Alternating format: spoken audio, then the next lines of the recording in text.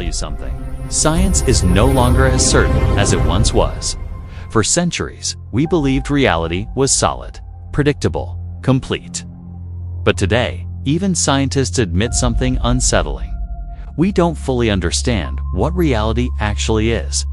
Modern physics didn't plan to ask philosophical questions. It set out to measure the world, to define its rules, and to predict its behavior. But the deeper it went, the stranger reality became.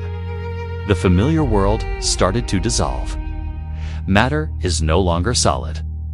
It's mostly empty space, a dance of energy fields and probabilities. The chair you're sitting on, the ground beneath your feet, your very own hand, they feel solid, but at their most fundamental level, they are not. What we touch is not what we think it is. We live in a world where our senses tell us one story, and the very science that was meant to explain it tells a completely different one. Reality feels real. But physics tells a different story. And this isn't just a minor detail. It's a fundamental crisis of understanding that has been quietly growing at the heart of science for over a century. The old, comfortable world of classical mechanics was shattered by quantum physics. It introduced a level of weirdness that no one was prepared for.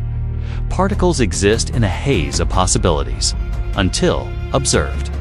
The simple act of looking at something seems to collapse all its potential states into one single reality. Observation itself seems to matter. This idea is so bizarre, so contrary to our everyday experience, that even the greatest minds in physics have struggled to accept it. And it's not just the microscopic world that's strange. Even time, that constant, dependable metronome of our lives, is no longer absolute. Einstein's theory of relativity showed us that time is not universal. It stretches, it bends, and it behaves differently all across the universe. An astronaut traveling near the speed of light ages slower than someone on Earth. Time itself is relative. This isn't religion speaking. This is physics. The most rigorous, tested science we have is telling us that the very fabric of our existence is far more mysterious and fluid than we ever imagined. We experience time as a straight line, an arrow flying from the fixed past, through the fleeting present and into the unknown future. It feels irreversible.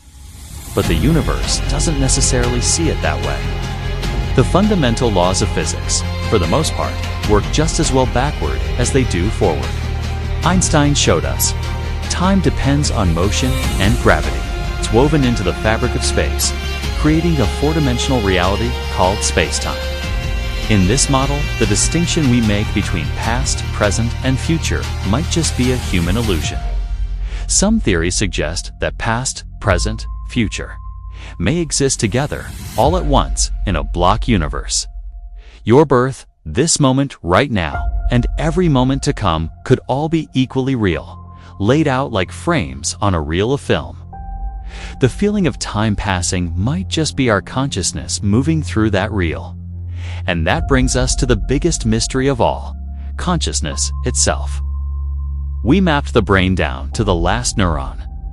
We can watch it light up with activity, track electrical signals, and correlate brain states with feelings.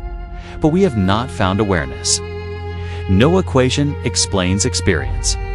Where in the intricate firing of neurons does the feeling of redness, the sound of a melody, or the warmth of happiness actually come from? Thoughts have no physical location. You can't dissect a brain and find a memory or an idea sitting there. Consciousness remains science's greatest mystery. A ghost in the machine that we can't measure, weigh, or pin down. Yet it is the only thing we know for sure exists. Everything else we perceive is filtered through it.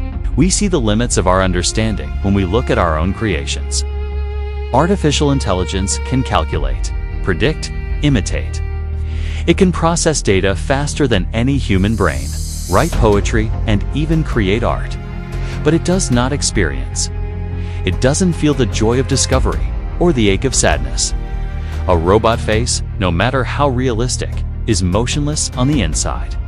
It does not wonder why it exists. That sense of wonder, that subjective, first-person awareness, is what separates intelligence from consciousness. AI has intelligence, but it lacks the internal universe of awareness that makes us who we are. It can simulate understanding, but it cannot truly understand. Long before modern science and its powerful tools, ancient wisdom traditions were grappling with these same questions. Before telescopes and particle accelerators, there were different tools: meditation, introspection, and philosophical inquiry. And strangely, some of their reflections echo what physics is discovering today. Long before modern science, some traditions described reality as layered, dependent, created. They spoke of a reality that is not as solid as it appears, a world where the observer and the observed are deeply connected. They didn't offer equations or data. They weren't conclusions, reflections. And in a world where science has hit a wall in explaining reality's deepest nature, perhaps it's time to revisit those reflections. Not as answers, but as a different way of asking the questions. This is not about proving religion or dismissing science. This is about being honest about the limits of our knowledge. It's about questioning what we dismissed too quickly. We live in an age that worships certainty. But the greatest scientific minds have always been those who are comfortable with mystery, who embrace the unknown.